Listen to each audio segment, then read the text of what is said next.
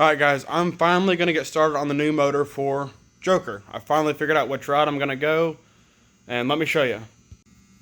Already cleaned and painted it. I'll still add that in here. But I decided to go ahead and go with a 4L80. That way I have the overdrive. I'll pull the 400 turbo out. That will have the overdrive, and I decided to go ahead and go with an LS here. I figured it's going to be my best route. I do plan to carburet it. And then I'm going to try my best to run a stock ECM, cut down the harness to make it run the 4L80 and what I have to on the LS. But I figured this is going to be my best route because I do plan to drive the truck and beat on it. And I'd love to be able to drive it to like the drag strip or further off reliably and beat on it and still be able to drive it home.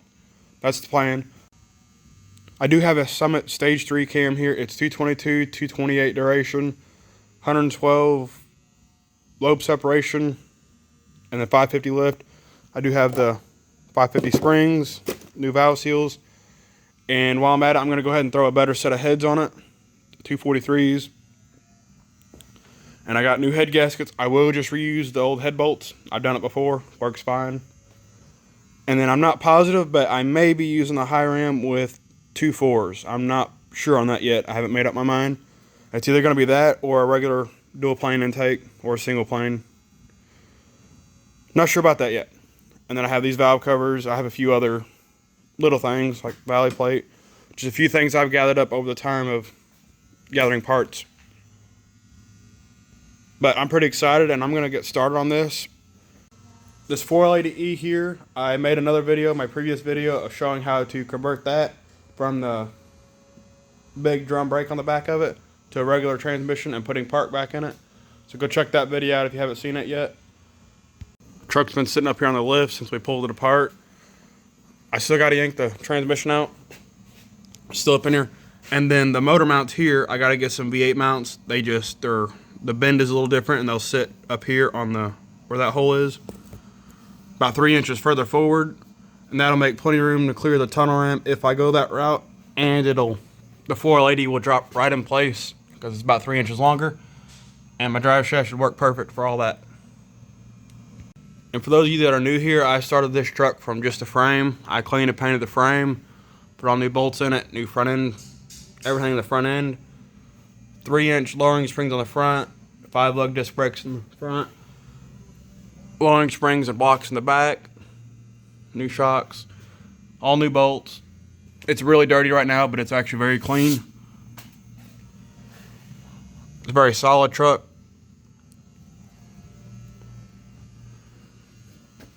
I did do it's 71 Chevy front and rear end. Put a fuel cell in the back. I do plan to put a fuel pump and regulator back here. I built all the brake lines myself. You can see them. It's got 411 gears and a mini spool. Yeah, I had a 413 small block Chevy in it. But anyway, I'm going to quit talking about it all and we're going to get started on this and start working on it.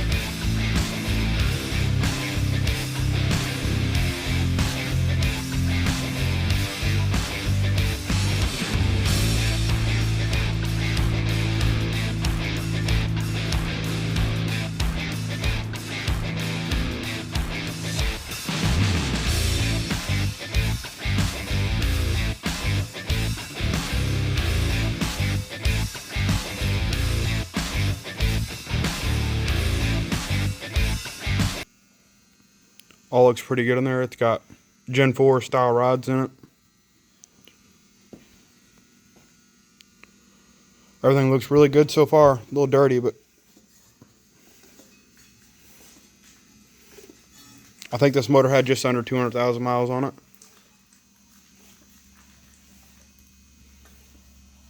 But yeah. I picked up a new O-ring, pickup tube O-ring, so I'm going to start throwing this thing back together. This motor did hold good oil pressure, and I know the oil is pretty old. I'm thinking about go ahead and shimming the oil pump spring also on this one, just because I can't remember exactly the oil pressure held, but I know it was decent, so I may end up doing that. I'm not sure yet, but I'm going to start putting this thing back together.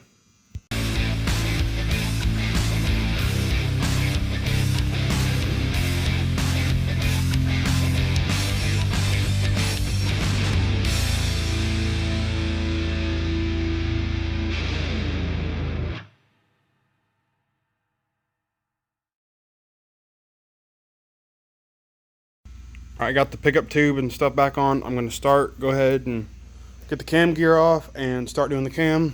I went ahead and added that screw, washer, whatever. Space that out a little bit. We'll see what it does.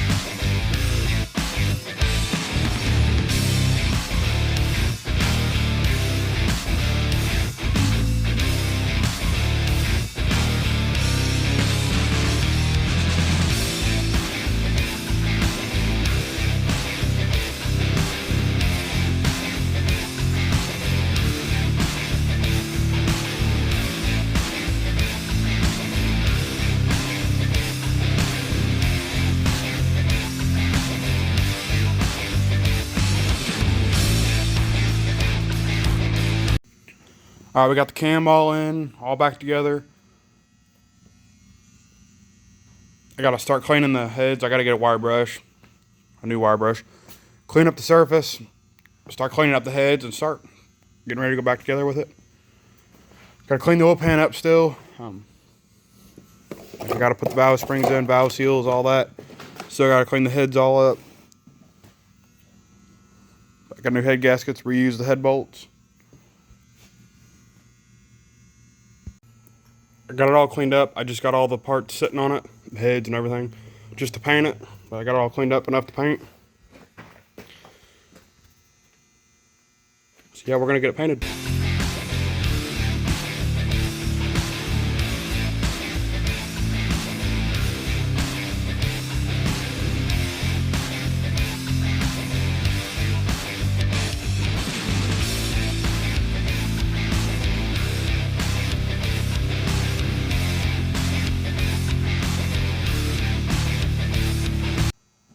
I got it all painted up. I got like 4 coats on it. It's still drying on the last coat.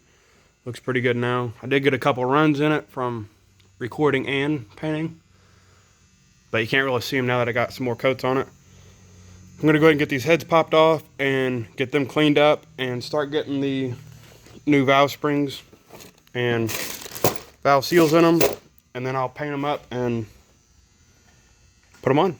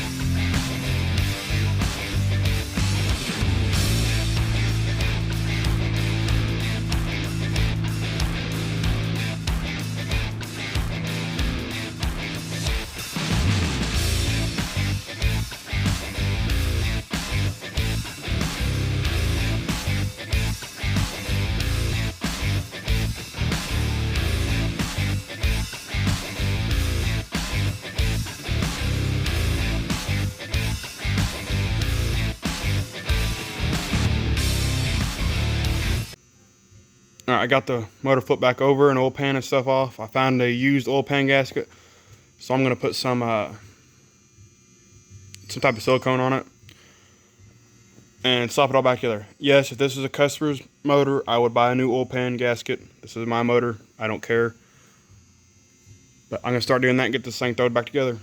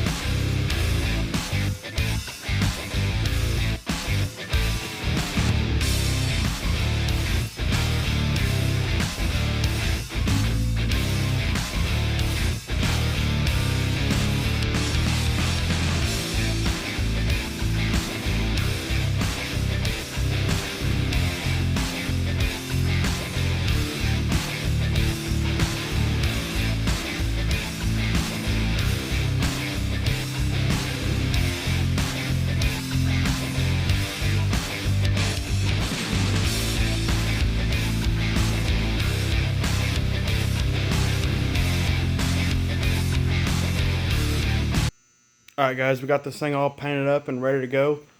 I did go ahead and put the valve covers on. I am going to have to pull them off later and put the longer push rods in because I just went ahead and put stock ones in it for now. That way I can get it started and run it. I just don't need to drive it much. But yeah, it looks really good. But we'll go with the 243 heads. A little better head.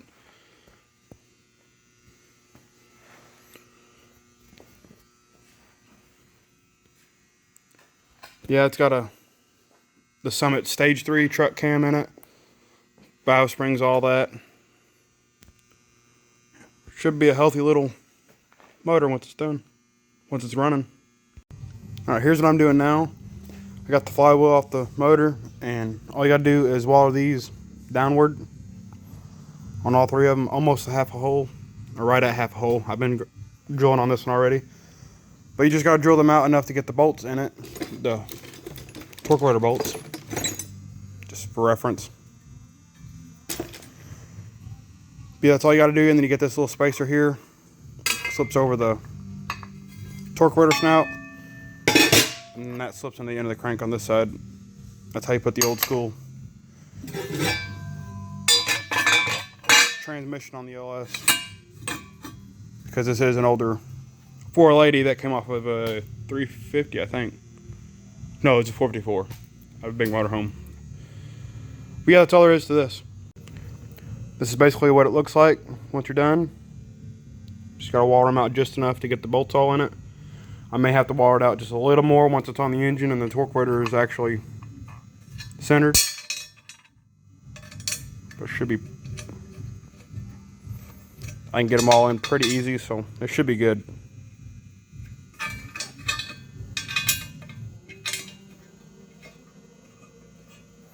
So yeah, we should be good to go. That's all there is to it. Alright, I got the V8 style mounts on it. See, I moved it up about between 3 and 4 inches roughly. I left them loose, barely loose, because last time I had to loosen them back up and knock them around a little bit to get it all to line up perfect. But I'm going to get this thing ready, and we're going to attempt to drop it in motor and tranny together if I can. If not, I'll probably end up pulling the front clip off. It's just got a few bolts in it. I think 2 up there on each side, and the 2 core support bolts. I never even put the bottom ones in yet. And then 1 plug over there. So the reason why I'm not doing it right off the bat is because these 2 bolts down there are a pain in the butt, and I probably got to pull the radiator out. And yeah. So we're going to attempt it first. If not, then I'll pull the front end off.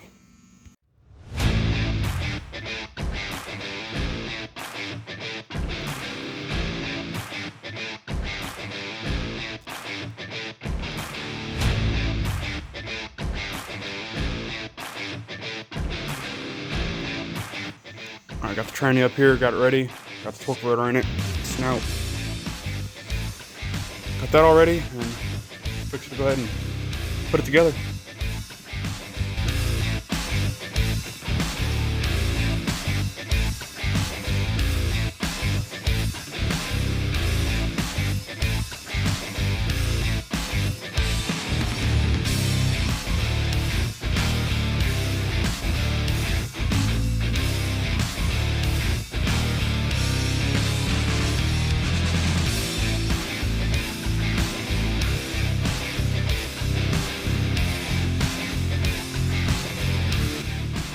Alright, we got it all together.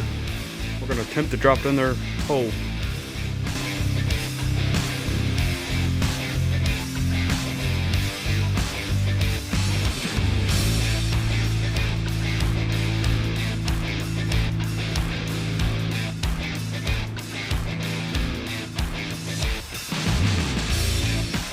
Well, it's not going to fit that way. We're going to have to go ahead and pop this front end off.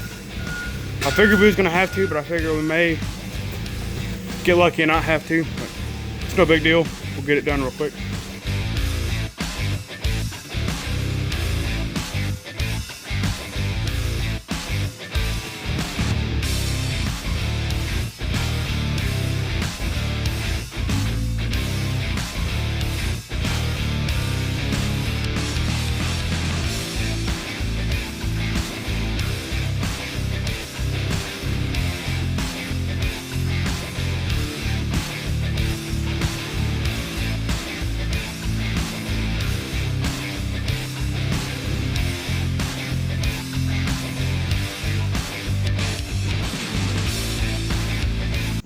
Alright, we got it sitting down in there. We still got to pry it around to get the motor mount bolts in and the cross member in. Yeah, it looks good down there. Alright, we got it bolted in there. When we get it up on the lift, we'll do the transmission mount and finish tightening these motor mounts up. We went ahead and set the intake on it. Looks like it's barely going to clear. The transmission still has to come up a little bit, but looks really good. Looks like it belongs in there.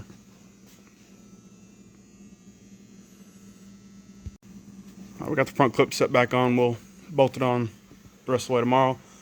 But we wanted to see how far it sticks out. This box on it, I still got to order the top part of the tie ram. It's supposed to be pretty close. It's within a 1/4 inch, maybe a 1/2 inch. I think it's about a 1/4 inch higher than what the actual tie ram is. But that's straight across, so it's basically carburetor sticking out of the hood. I got the drive shaft back in, about the same as it was before. The drop right back in on this mount. I got the front ones all tightened down, so it's bolted in for good. Got my tranny cooler lines on. And if this ever becomes a problem with it sticking out this far, I will cut the yoke shorter and get a longer drive shaft. So we're just going to run it and see what happens. If there's a vibration or something, I'll fix it. And then I'm running under a problem with the shifter cable. It's a low car kit, but it was not very happy with it. It's got a lot of play in it here, and my steering column has just 3-2-1 on it. Drive 2-1. Anyway, not for an overdrive transmission, but it goes past first gear far enough to be able to go into first gear on, or to have the overdrive transmission in it. But this has so much play in it here, and I'm trying to figure out how to. I flipped this over already. Anyway, I still got to play with it a bunch more and try to get it to work. If I can't get it to work, I may have to try to use a rod all the way down to the turn thing here. The reason why I didn't go that in the first place is because it hit the headers on the small block, and I'm sure I'll have the same problem this way. But hopefully I could get this work, get this tightened up somehow or something to make this work. But it's in, and pretty much everything on the bottom side is done except for the shifter. As far as up here, I still got a lot of stuff to buy, so it's going to be a real slow process. But I got a set of headers here. They're just mid-length. I really want to do long tubes, but I have these, so the less parts I got to buy, the better. This one on the passenger side I know is going to go right in. The one on the driver's side there, it was hitting the ear on the transmission right there. The lower one, right down there. Just a little bit. I'm debating whether to just trim that ear off. I don't need it. I just hate cutting on the transmission like that. But I'm probably going to end up just cutting it off. We'll see. And then using these headers. And that'll do that. I'm also probably going to go with the Hydro Boost setup. I'm not positive on that yet. This did not work hardly at all with the old motor, which the old motor did not pull hardly any vacuum at all because the cam was so big. This one's just a Summit Stage 3, so it may pull enough vacuum to make it work. But I was thinking, let's go Hydro Boost, be better anyway. So, I haven't decided for sure on that yet, but probably I'm going Hydro Boost on it. I did get the radiator put back in. And I have to redo all the wiring I had, because I'm going to change it up. I had my fan relays up under the battery box back there. I'm going to reroute all inside the cab, because when I do the LS harness, I'm going to use the computer and a fuse box with all the relays inside the dash. That way I can use the LS computer to work the relays and the fuel pump and all that stuff. So I want it all inside, hidden, and the least amount of wires out here that you can see possible.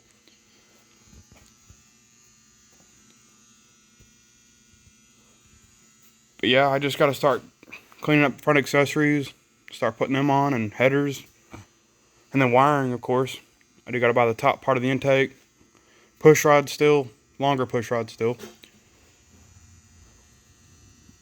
Not a lot, but a lot. And of course, the shifter. But that's going to be all for this video. Let me know in the comments if you guys have any suggestions with anything, like the shifter thing and all that. Just anything in general. But thanks for watching, guys. We'll see you on the next one.